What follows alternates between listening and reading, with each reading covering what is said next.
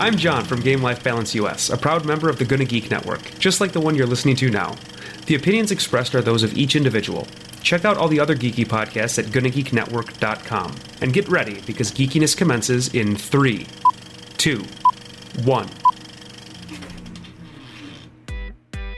Hello and welcome to episode 80 of Better Podcasting. In this week's episode, we close our arc on the real deal of hobby podcasting with a look on why you should not go to a major podcast convention. In this week's Better Podcasting download, we are going to take a walk down memory lane as we look at the history of podcasting. Finally, in our Better Pod Pack, we go over all of your great feedback. Let's start the episode now. Take it away, Lauren!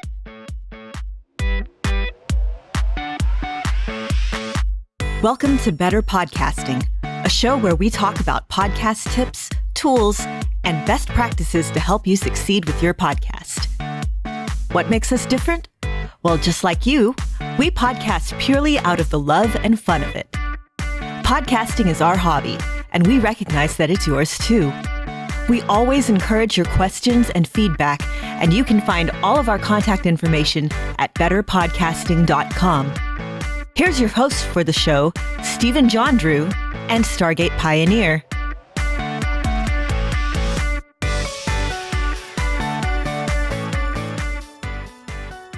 Greetings. Welcome to episode 80 of Better Podcasting. My name's Stephen John Drew, and I have a co-host with me named Stargate Pioneer.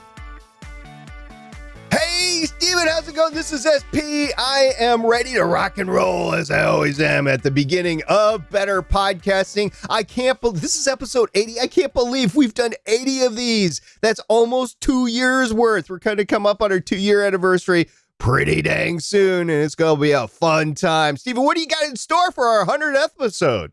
You're right. It's a very enthusiastic time, a very exciting time. I am overjoyed right now about that. For episode 100, there's some stuff on the docket that we'll eventually get to, but we don't want to get too far ahead of ourselves because that's still 20 weeks away, and lots can change within the next 20 weeks. Steven, are you okay? I'm sensing a little bit of a standoffish with you right now. I mean, are you running a temperature? Do we need to reschedule this podcast for another time? No, I'm just very excited to be on Better Podcasting right now. Sometimes I let the energy within me overwhelm me, and so I'm sorry if I'm a little too energetic right now. Did you have to bottle up your energy chi? Yes, which is why I am showing so much energy at this moment in time. Well, we're just getting ready to go. We got a great show for you tonight. We've got lots of great topics. We've got a pack full of show notes, and we have a question for you that we asked last time, and it was, what do you think of numbering podcasts? A lot of people number their episodes. I number my episodes. I know Steven numbers his episodes, but we want to know, do you number your episodes? So if you could get that back to us at podcast@betterpodcasting.com, you can send us an email. You can send us a link to some audio. You can tweet us at BetterPod, and you can catch Steven on Facebook at our Facebook page, Better Podcasting. Yes, and this is a topic that I am quite passionate about, and as you can hear right now, the passion in my voice, I'm very passionate about this topic. No, I'm so excited about this topic. I love the episode numbering topic because it is so hot, right? And it is a very hot button topic because a lot of people are very, very adamant that you should not be using episode numbers on your podcast, and I totally disagree, to be honest.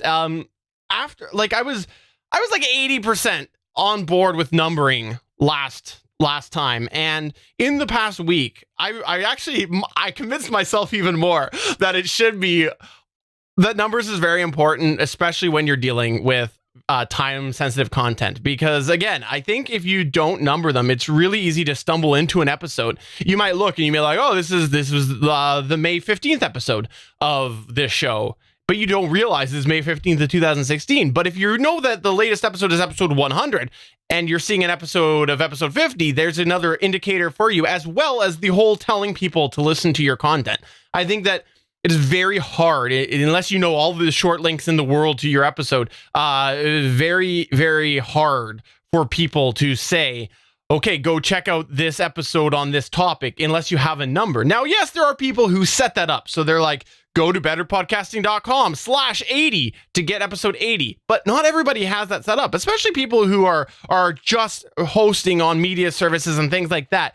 They need to have a reference, and for them to be like, well, if you go to my website on my media host, if you go to betterpodcasting.com, take a search through for my topic, it's really hard. So I love numbering. I'm very passionate about this, but let's see what somebody had to say to us about this subject, because we did get a voicemail.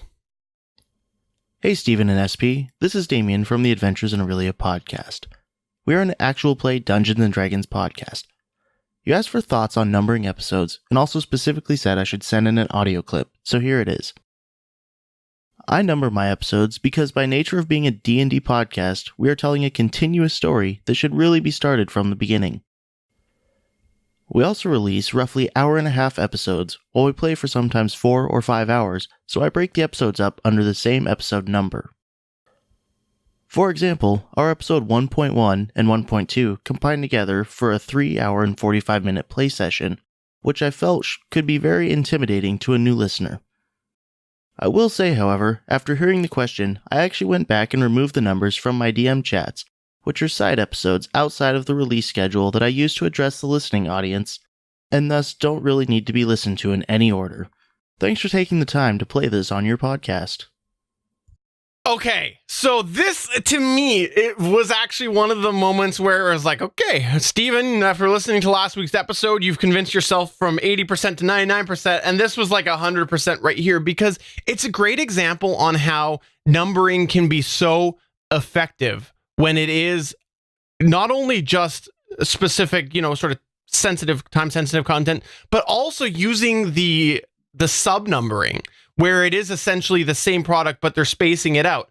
I think that this is a great use of numbering and how it really, really, really is important for them. And then they go and they took off the numbers in the ones that just don't matter. So I love this example. Thanks so much for sending this. It's a great, great example on how effective numbering can be.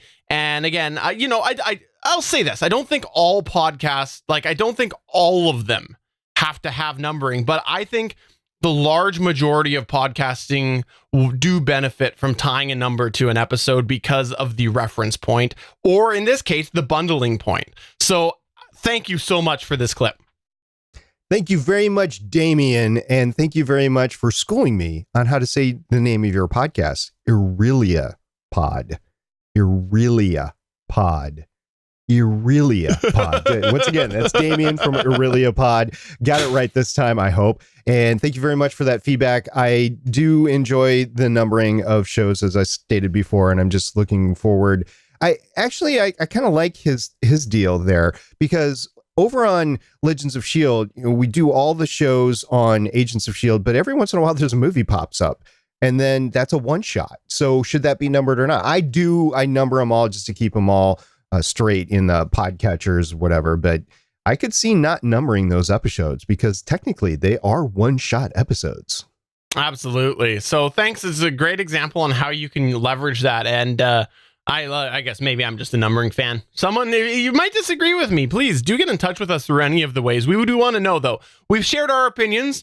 We've shared Damien's opinion. We want to know, what is your opinion? Please let us know. You can tweet us at BetterPod.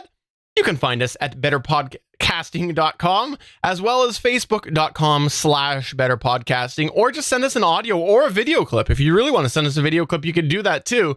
And we'll figure it out. We've got a bit of experience with video. Just a little bit. All right. So let's get to the topic that basically SP is going to make some people mad.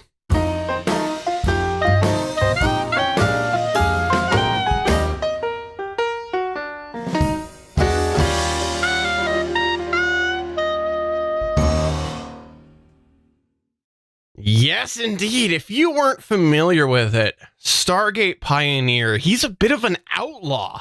A lot of people have talked about how he is an outlaw, and he just, why? Why, SP? So he's going to continue on that path today. No, we're both passionate about this topic. So SP, what do we got?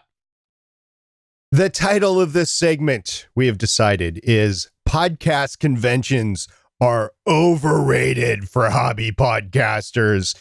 And this is okay. So a little bit of strong words right there, but we have thought that if you are a hobby podcaster and you are struggling just to get your audio right, you might need to spend money getting your audio right, or getting your podcast on a good website, or getting your media files hosted somewhere that's more stable than spending hundreds of dollars to go to a podcast convention, a major podcast convention. Now, you can go to some lower cost things, and we'll get to that in a second, but to go to a major podcast convention, and I'm going to call one out right now, Podcast Movement. There's a lot of great things that go on at Podcast Movement. I get it. The large majority of Podcast Movement is set aside for podcasting businesses. So if you want to interface with those businesses or interface with other podcasters, great, go do it. But as a hobby podcaster,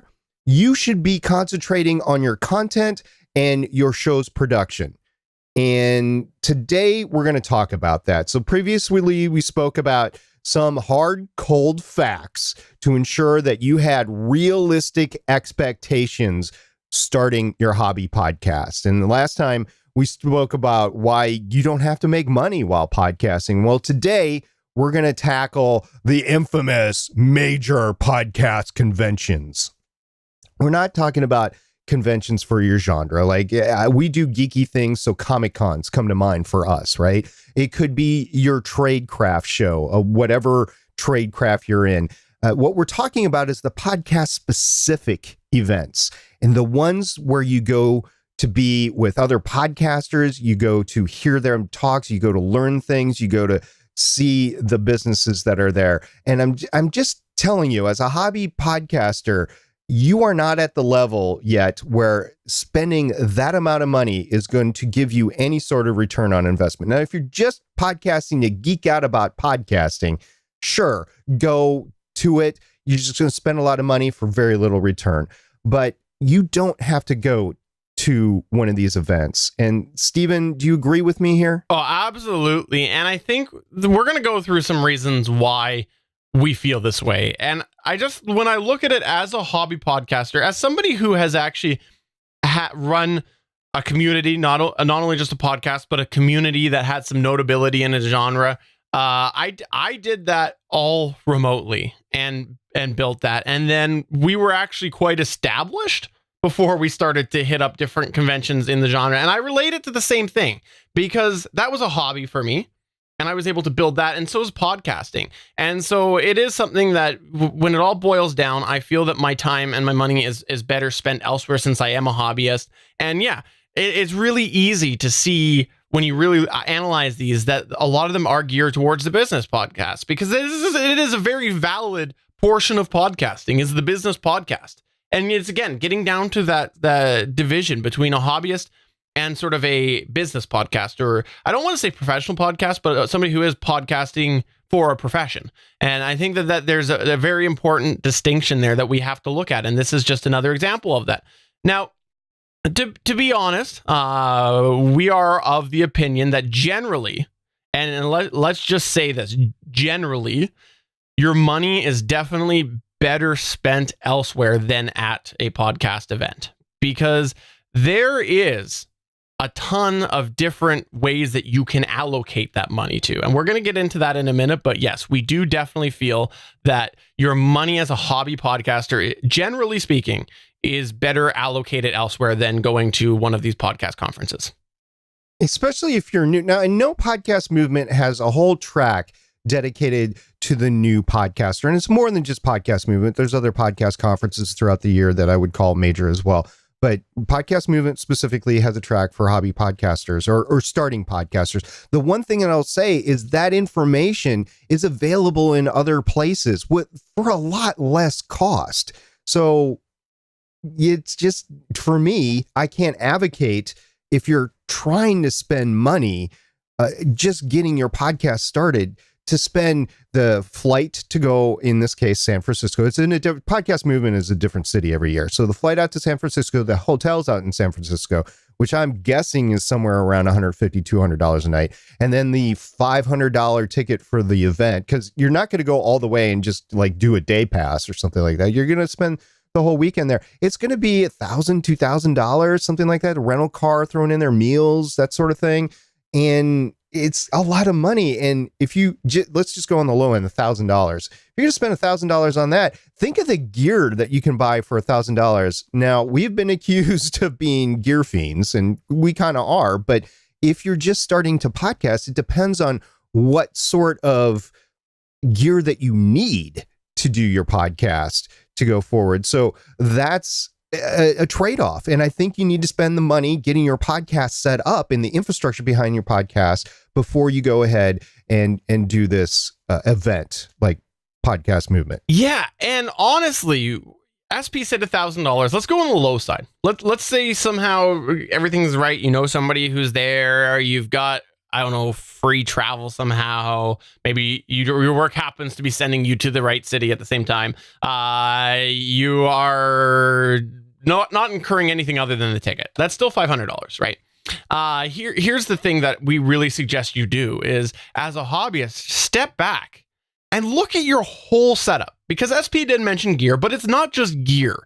You can take that money and apply it somewhere else that might make your life easier. Because not everybody wants to go and spend money on gear.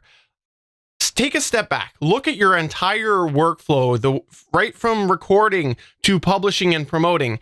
Is there something that you've been mulling over for a while, or something that you could do that's going to help make your life easier as a hobby podcaster? Because again, you are doing this for fun. And the more work you pile on, the more difficult you make it for yourself, the less fun it's going to be in the long run. The more time it's taking away from your family, everything else. And I'll give you a real world example of this. If I had gone to some events this year, I probably could not have afforded to change my video software this year. This is something that I changed a month ago. I'm not going to actually say what I'm using right now because I'll revisit that. And it has shaved off easily 2 to 3 hours per episode per podcast that I do. It has saved me 2 to 3 hours per podcast. And that is amazing. To me, I will gladly spend my money on that versus a podcast convention as a hobbyist, because that is time that I am getting back to do other stuff. So that's an actual example on how allocating the money to my workflow helped me. Here's another example. Maybe you cheaped out when you first set up and now you're fighting with downtime on hosting. Maybe you went with one of those services that rhyme with mound and it ended up, it's causing you some problems now. I don't know, mound. Why don't you go like with moose or something like that? How since about you're Canadian. round loud. Okay, so maybe you went with one of those and you're having some problems now, and you're thinking to yourself, well, I went with that because I couldn't afford to spend money on a media host. Well, again, if you're considering going to a convention, is it going to be better to go to one of these podcast conferences or take it and actually apply it to something that's going to benefit you in the long run? So this is just a couple examples on how allocating this money elsewhere might be better for you as a hobbyist.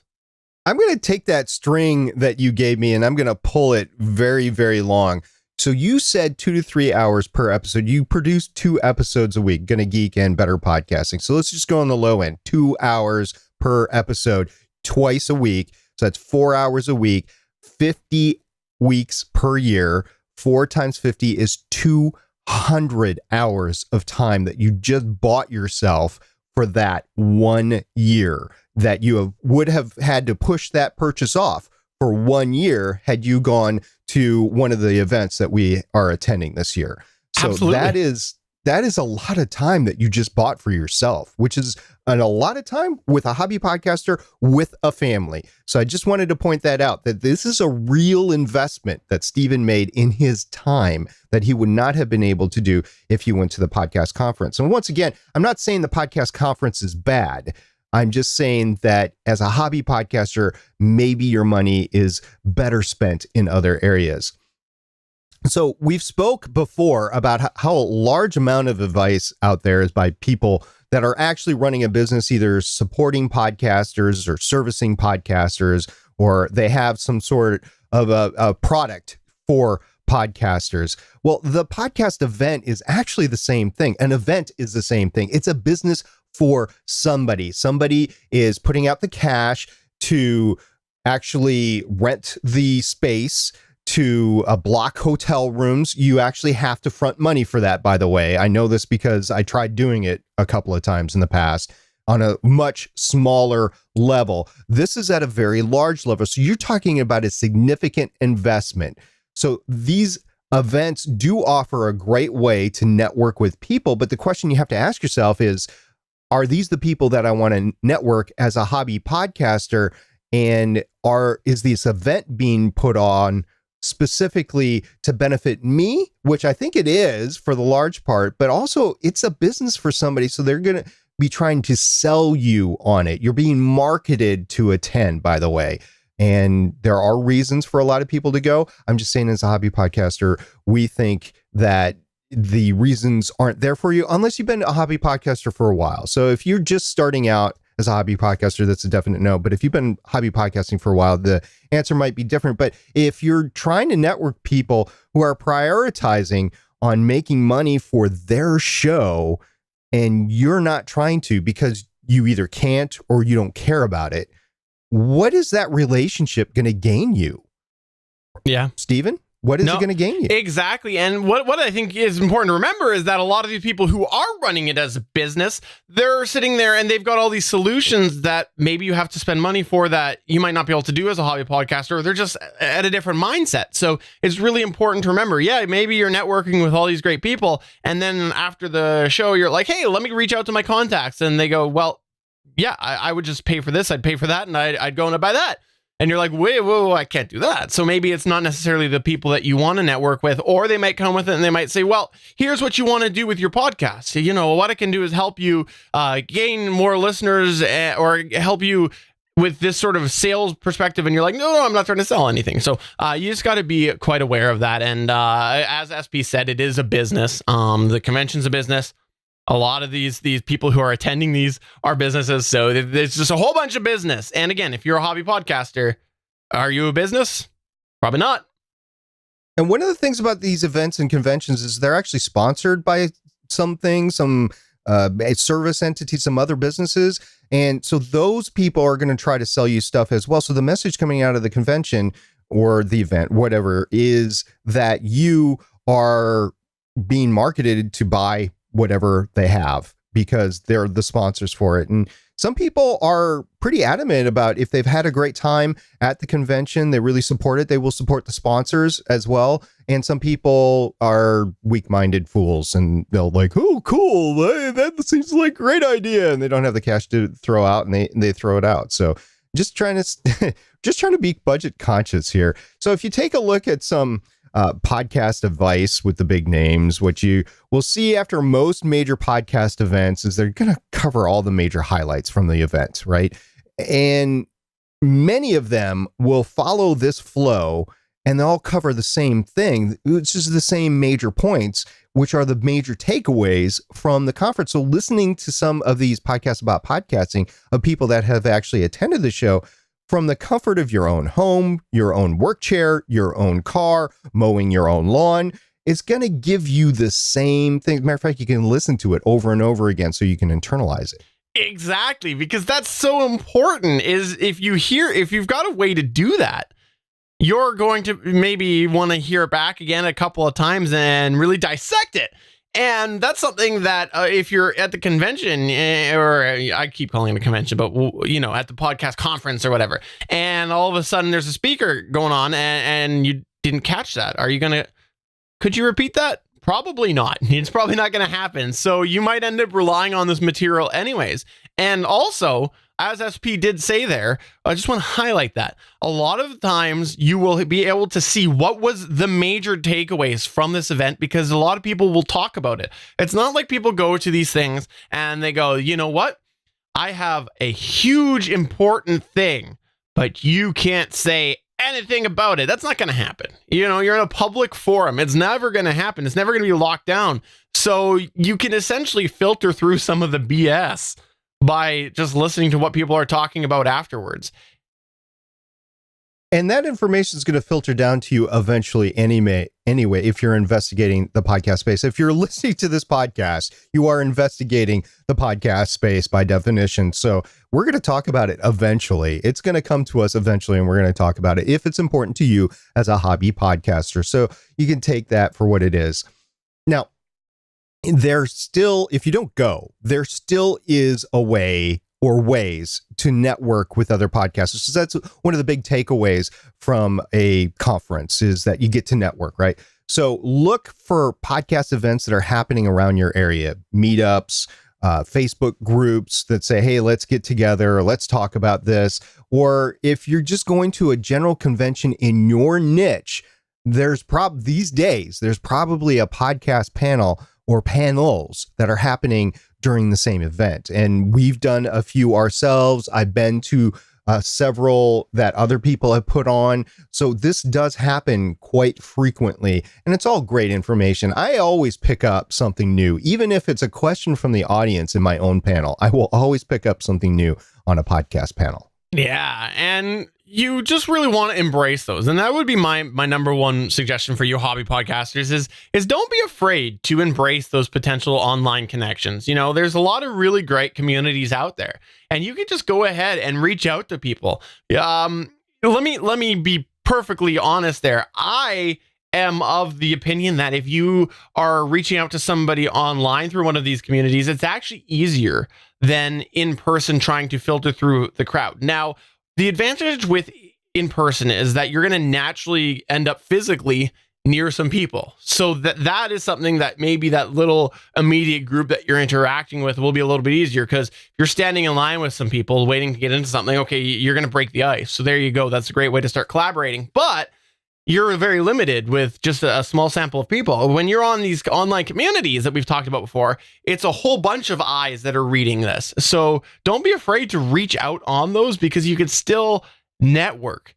And, you know, you might have some questions about some information afterwards from somebody who talked about it. Reach out to them. You can say, hey, I heard you talking about this information at this podcast conference. I have a question for you on that. That might also help you network a little bit, because now you're breaking the ice with them.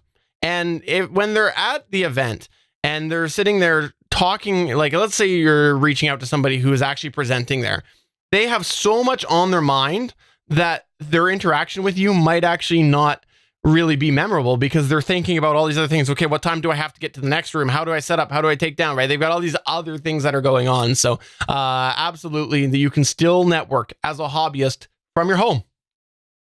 And if you're worried about grabbing all of the information, a lot of these major conferences actually have digital tickets afterwards. So you can see the presentation streamed afterwards, or the audio is recorded from them. So you can get that portion of the experience from your home months later afterwards when they're made available. Sometimes they're made available before, like right after, and sometimes they're actually produced and to make sure all the information is there before they go out. So that is a way to participate from home, so you don't have to travel and pay the main conference fee. And sometimes the digital ticket is more than the actual attendance. So you just got to weigh which way is better. You have to weigh which way is better for you to attend. And finally, the last thing that we want to say is that there is a good chance that there might actually be a small podcast event within your area. So maybe it's not your big major podcast event, but there might still be something that you can still go to and take away. For example, there's pod camps, and they're called pod camp. Insert your city name here.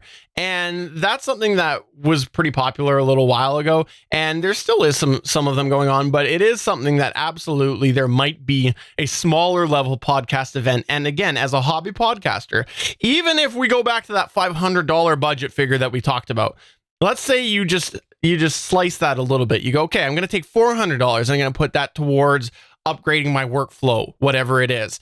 And that still gives me $100 to work with elsewhere. You know, that's a really good way to allocate your money and get a bit of the best of both worlds as a hobby podcaster. So we hope that we've actually helped you think a little bit more about this as a hobby podcaster. And I know I actually joked at the beginning here about this being SP making people mad. That's not true. Him and I are both on the same page on this. We are ridiculously on the same page on this topic. And we actually have had people ask us about this before. And we've had people say, I'm thinking about going to X podcast conference. I don't know. I feel like as a hobbyist, I'm not going to gain anything. I don't know. These are my thoughts. And the way we usually answer it is we give our opinion, but then we give reasons why we think that that's the case. And we leave it in a way that really helps the person make their basically allows them to make their mind, but considering what we've said. And a lot of times the people who have come back to us have actually said, yeah, that supports exactly what I was thinking, and has been pretty happy with their decision on that. So it's not just us that has analyzed this and thought about this, but it's really easy to be enticed by the hurrah and everything that's happening around these major events, because everybody on these podcast communities are talking about it, and it's like, oh, I want to go. But yeah, we just wanted to really hammer that home today.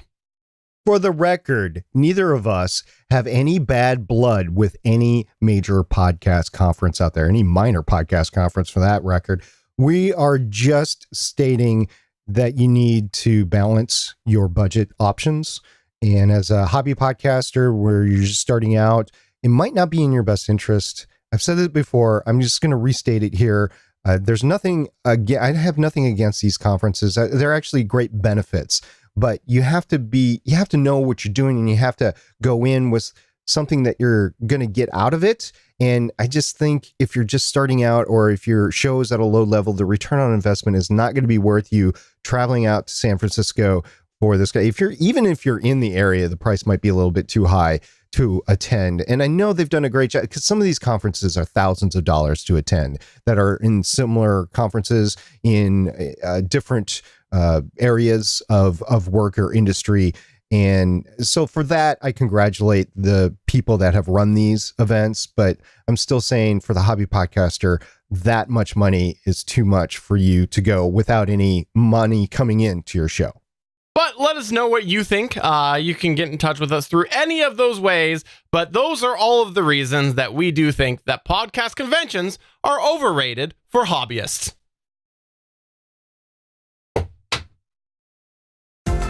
Welcome to this week's Better Podcasting Download. I am so afraid because Stephen just did a mic drop, and I'm not sure which microphone he actually mic dropped. Let's put it back. That's okay. Okay. I've got a couple of them. Okay, that's good. So, what we're talking about now in our download is a little article I ran across via Reddit, by the way, and it is on this new website called discoverpods.com. And the article is really a graphic of the history of podcasting. I've run into a few of these throughout the years, but I just thought this was pretty neat the way that it was actually formatted. It's top to bottom instead of left to right. And it starts out with the 2000 to 2003 time frame with Dave Weiner and Adam Curry actually creating the RSS. Goes to February 2004, where Ben Hammersley first coins the term podcasting. And it goes all the way down to 2017, where it's doing the Edison research stats that we covered a few weeks ago, with 40% of the US populations have ever listened to a podcast. So it's just an amazing thing. For those that don't know, podcasting is still in its infancy, maybe toddler mode. I don't know, infancy, toddler, something like that, but it's barely 10 years old. And as for industry, that is young. That is very young in the United States, at least. And I know the tech industry has gone gaga over the last 20 years. This is actually, less old than a lot of the technology that you use, like the internet, because Al Gore invented that when he was a teenager, right, Stephen? Of course he did. Yes. Okay. But aside from that weird sidebar, no, I like this. This is a really cool infographic. And I want to encourage people really to check this out, because I think a lot of times people who are coming into it have come into the industry when it's been so established. They haven't been there for since the beginning. Like I've been doing this for when was it? 2007, I believe it was. 2007, I think it was. No, 2008. And I have seen such an evolution even in that time. And there's people who've been podcasting a lot longer than me. And I think that people coming in like right now don't realize all of this change that's happened. And I think that this just is a nice way to visually see the amount of movement that we have had since the beginning of podcasting. And if you go through geeks.link/history of podcasts, you can see all of this here.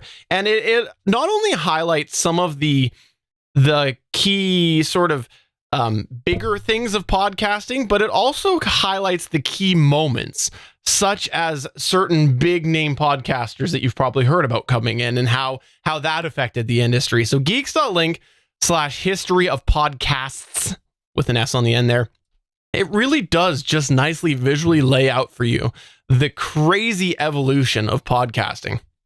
So in the beginning, you had to hand code your RSS feeds. Now we have people doing that. In the beginning, you had to host your own media. Now we have media hosts. In the beginning, you had a lot less people able to get to podcasts through whatever mobile device or listening to their computer. Now everybody can with their smartphone. And just since I've been podcasting in December 2010, the first block that comes up is 2011, and it's 25% of the U.S. population has listened to a podcast. Fast forward 6 years, and that has increased 15% to 40%. So that's just an example of how fast this industry has actually changed. And I think everybody that's put their hard sweat and tears into creating this industry, we use it as hobby podcasters. We know that the industry is out there. I really hope the infrastructure stays there for hobbyists. I'm worried that it won't, but I do appreciate all the hard work that has gone in to making the space available for hobby podcasters.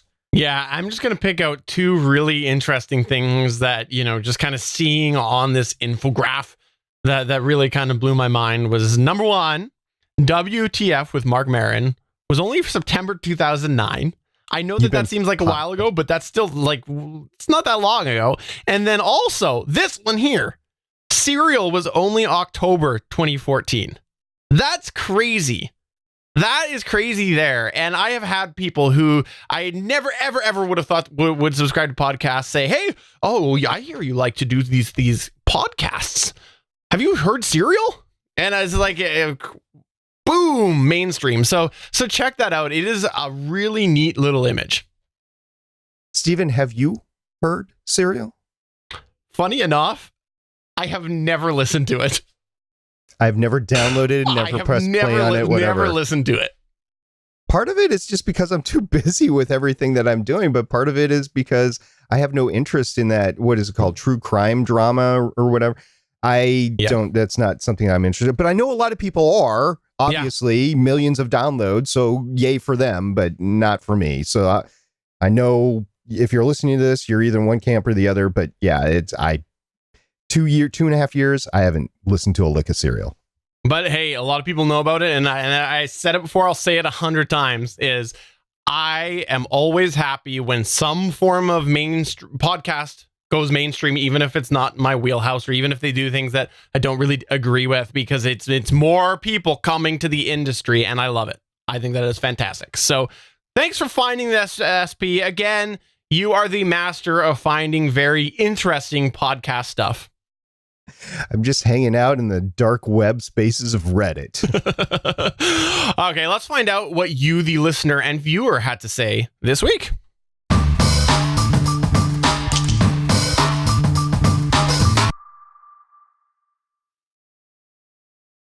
Okay, we had a bunch of Twitter things happening this week. It was quite a very popular time over on Twitter, which again is twitter.com/betterpod, because apparently Twitter's willing to up the characters on your tweets, but not your usernames. So twitter.com/betterpod is where we're at.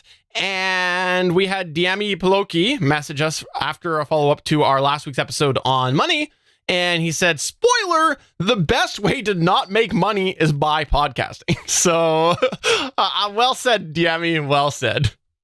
I really appreciate that, Davey. That made me laugh for about 15 minutes. Me too. You really scored one there. Well, this week, really, I was running, and I will admit it's me. Once again, I will own up. There's two people that have access to the Better Pod account, minus the NSA. So it's Stephen and me. And I was running this thing about doing podcast goals. So really, I was just sitting in bed late on a Saturday night. So it was actually Sunday morning. I'm like, you know what? I should think about what kind of goals that I want to go through this week. So I started tweeting about it, and I just kept it going throughout the week. So the tweet on Monday was, Happy Monday. Are you well on your way to accomplishing your podcast goals for this week? And Scott Smith, which is at WScottSmith19, replied to us and he said, can't talk, reading the world's thickest book to prepare for an interview on Wednesday. So for that, Scott, I will say I'm expecting your book report on War and Peace. You know what Scott's podcast is. I have a suspicion on what type of book it was, but we'll leave that alone. So, anyways, I hope your interview went well in any case. We also had Deami Poloki say, sort of. And we had Aurelia Pod. See, I said it right. Aurelia Pod say, editing an episode is an all-week thing for me, and I doubt it gets easier when I get my new setup. Website stuff? So he had some things he had to work through. Before we move off of this here, I just got to say a really quick thing. For me, I've said it before, I actually got into podcasting because of a passion for video. So the actual editing process, like the physical process of it for me, is something that I enjoy to do. And I find I'm a fairly speedy person with that. What I find so time consuming now is not only figuring out which points to edit, obviously that's a big part there, but the actual publishing part, because of all of the different ways that I post it and promote it, and, you know, having to post it to the media host and then bringing it into the Gonna Geek network and then tweeting about it, like, it is something that I have quickly come to loathe that aspect of posting a podcast. I actually started timing myself on how long everything did for me when I was promoting and publishing the podcast. It's a good 2-3 hours after I hit send on the publish. It's crazy. It's crazy. And you like think it's nothing. You're like just putting it out there, but it takes time, and it takes a lot of time. And I'm just like, oh, geez. I agree. I'm quickly learning to load that. So that's part of my workflow. I will look forward to stream, but the way I'm doing it, I just don't see it anyway. Moving on, at the Story Behind Pod, that's Emily. Emily, it's great to see you back with new shows, or a new show this week. She said, I'm hoping for Cameron to take a nap long enough so I can write and record a new episode. By Emily, the way, let's take a moment here. Who is Cameron again? Cameron is the new baby in Emily's life. I know we mentioned it on here before, but I like to say it again because maybe someone missed that episode. Congratulations again, Emily. Oh, yeah. Congratulations. And I believe Cameron's about 4 weeks old. Wow. Already? Crazy. Which means she's headed back to work. We also asked the question, did you make a hashtag podcasting goal for this week? What's your progress?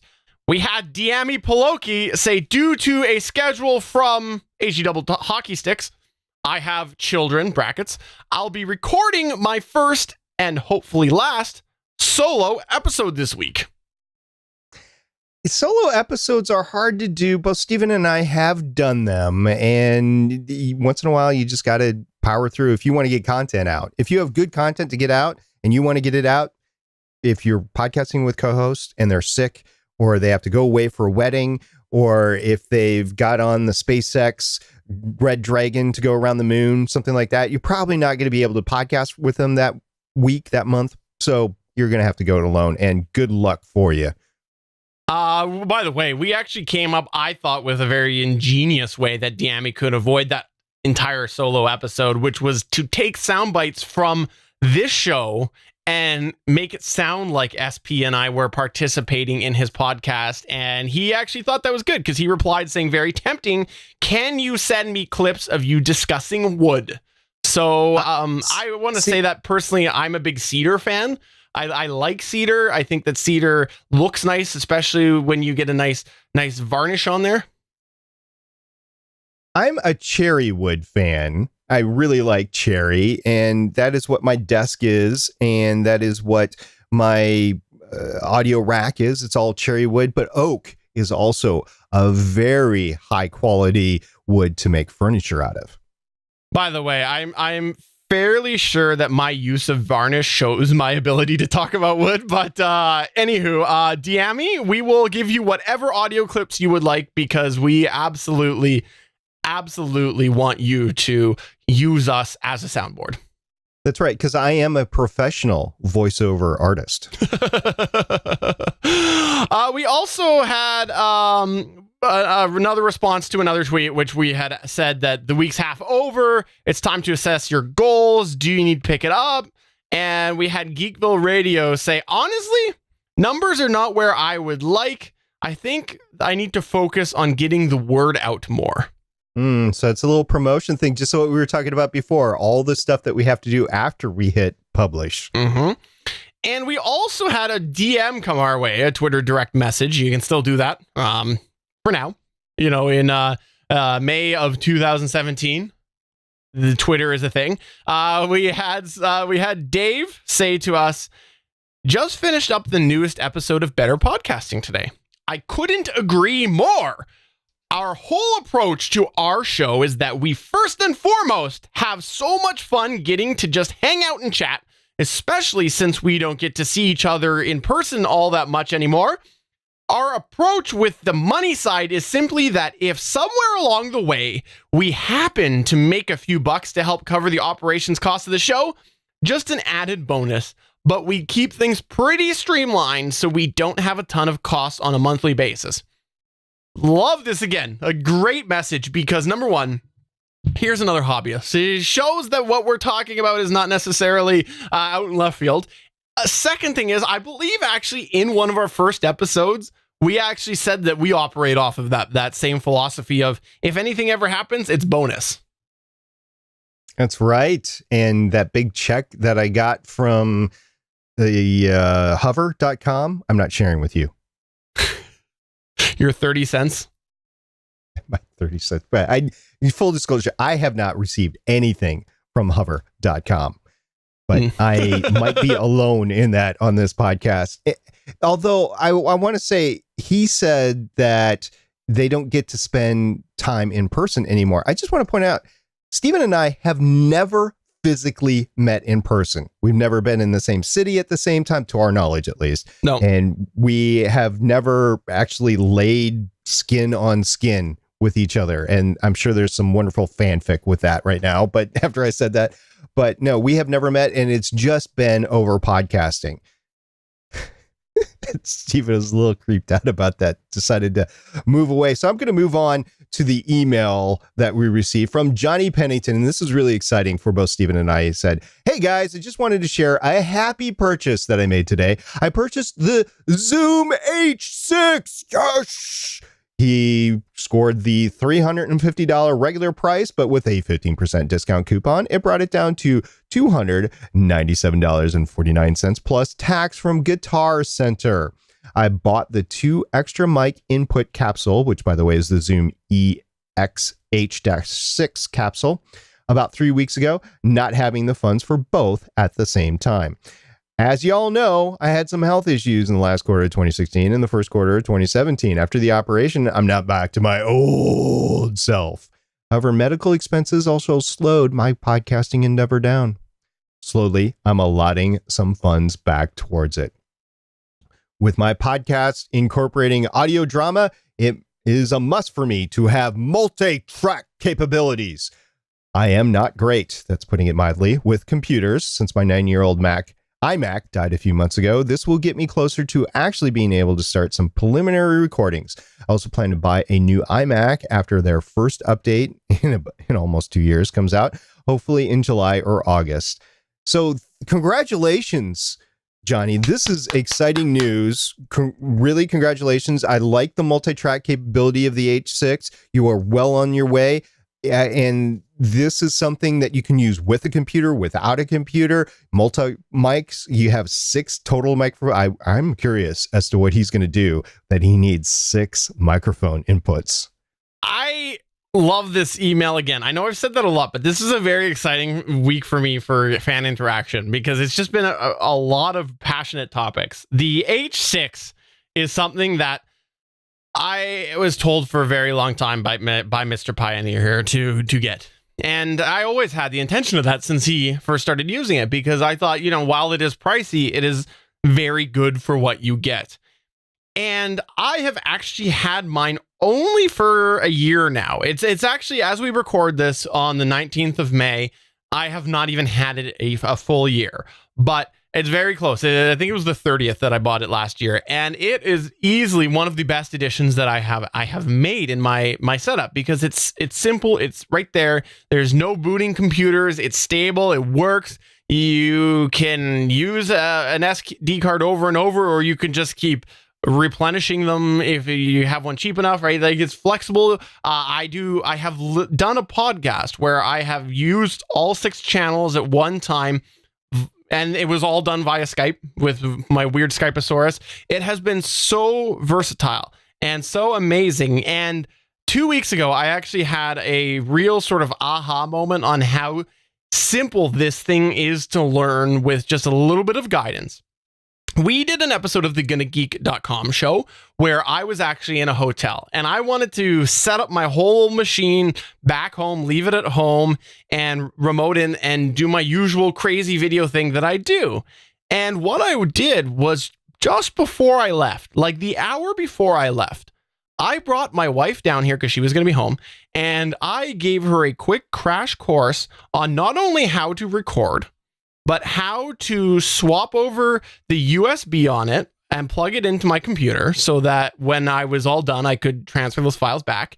And when you plug that in, there's actually a menu option that you have to select. When you plug your H6 directly into your computer, you have to say whether you're doing what I was doing, which was grabbing the files, or whether you're using it as an audio interface. So Windows sees it as basically a sound card. And I showed her how to use it, and it took once, and she was able to use it. And she does not podcast. She's not an audio gear person by any means. And it was so simple for her to learn. And I was just like, this is something that I'm going to have to share in the future on the show. So Johnny, you gave me my opportunity to share that, because I love the H6. The H6 can be used as a center of your podcasting infrastructure, your gear, with computers, without computers. You can take it mobily, which I did. You can, and I've used 6 microphone inputs on the road with it. And it was in the spring of 2014 when I first did that. And it's just been an awesome piece of gear. Matter of fact, it's so awesome that I permanently mounted it in my pod space, and I had to go get another one so I could take it on the road with me. And the second one was used. It wasn't full price, but it works just fine. And I'm comfortable with using it just a few times a year the way it is. And to keep the main H6 permanently mounted in the podcast sphere, you don't have to. As a matter of fact, that's one of the bonuses, is it's not a rack mountable thing. It's very portable. You can take it on the plane with you, and you can have it available to you wherever you are. So it's a great piece of machinery. And Johnny, he says, thanks y'all for your support and encouragement. Johnny, thank you for allowing us to guide you on your path to make your first podcast. And I'm excited. I want my chimes right now. That was the perfect opportunity to ring chimes. But I bought you the chimes. They were supposed to be available for you for instances like this, and you just don't have, you know what? You're just going to have to take that clip of you doing the chimes, and you're just going to have to insert it right here. Well, I canceled the chimes, like the source of the chimes, but we'll leave that alone. Figure that out on your own. Thank you again, Johnny, for that. And I just want to say that, Johnny, you always send really, really in-depth emails, and we do appreciate that. We don't always get the chance to read about them, but I feel like when we do get a chance to talk about all of your emails, they help other people as well with their decision tree. And thanks to everybody who came by Geeks.live, including Kent, who actually just asked us about that. He said 6 microphone inputs, roundtable discussions, ? And yes, we have known people who have taken the H5 and the H6 and done that, just plugged in a bunch of microphones to it and did a roundtable discussion. And it's great, a great use case of it. Yep, I did it in 2014. It's completely possible to do. We also had Mike JPEG to Raw come on by, and he actually said that he agrees about the podcast conventions and that he doesn't really have a desire to go to one of them.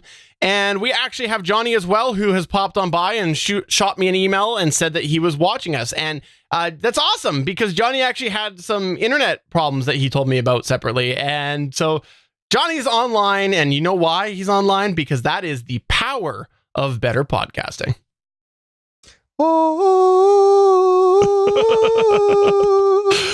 Well, that is taking us to the end of the show. Before we wrap up, I just want to take a moment here to remind you that we are part of the Gonna Geek Network, and there's a variety of other amazing geeky podcasts on there. I'm going to be a little self-promoting here right now. The main GonnaGeek.com show is one that Stargate Pioneer and I do along with our co-host Chris Farrell. Now, we talk about geeky topics, and I have actually noticed over the past few months more and more names that we first saw over on this show popping over to there. So there seems to be a lot of geekery in these crowds, or they are just that obsessed with Stargate Pioneer that they want to see everything he does, which is very possible.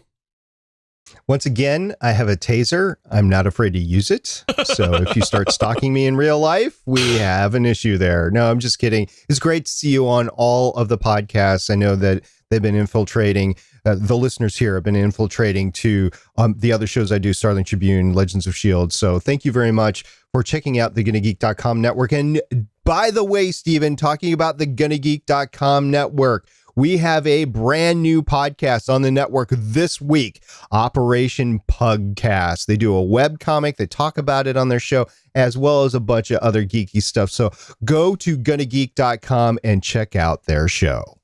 Awesome. Well, that is the end of episode 80 of Better Podcasting. I'm Stephen John Drew. I'm energetic. And I'm Stargate Pioneer. If you want me on your podcast, go hit me up on Twitter at Stargate Pioneer or email me, stargatepioneer@GonnaGeek.com. Bye.